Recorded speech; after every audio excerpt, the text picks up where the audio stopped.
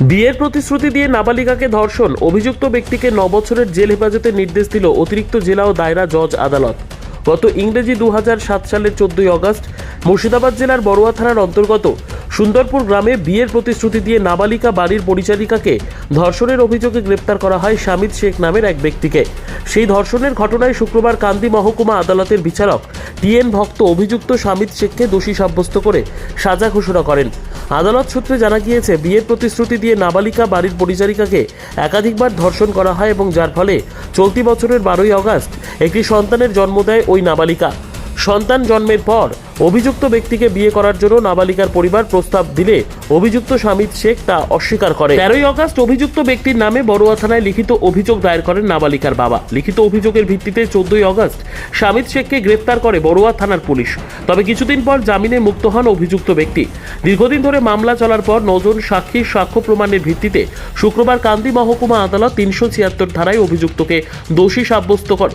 তাকে 9 বছরের জেল ও 50,000 টাকা জরিমানা ও অনাদায়ে আরও 1 বছরের জেল হেফাজতে রাখার নির্দেশ দেন। পাশাপাশি ওই শিশুর ক্ষতিপূরণ বাবদ 50,000 টাকা দেওয়ার নির্দেশ অতিরিক্ত জেলা ও দায়রা জজ আদালতের বিচারক টিএন ভক্ত। গত 13/8/2007 তারিখ বড়ুয়ার সুন্দরপুর গ্রামে আফজাল শেখ একটা কমপ্লেন করে যে তার নাবালিকা কন্যা, তখন এই যে আসামি শামিদ শেখ এর বাড়িতে কাজ করত।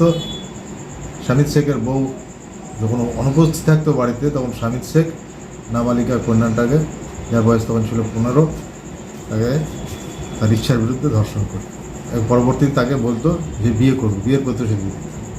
এইভাবে চলতে চলতে 12/8/2007 তারিখ এই আজকে যে মামলার ভিকটিম, তার গর্ভে একটি পুত্র সন্তানের জন্ম হয় কান্দি হাসপাতালে। পরবর্তীতে এই ভিকটিমের বাবা বড়ুয়া থানায় একটা ধর্ষণের মামলার অভিযোগ আনে।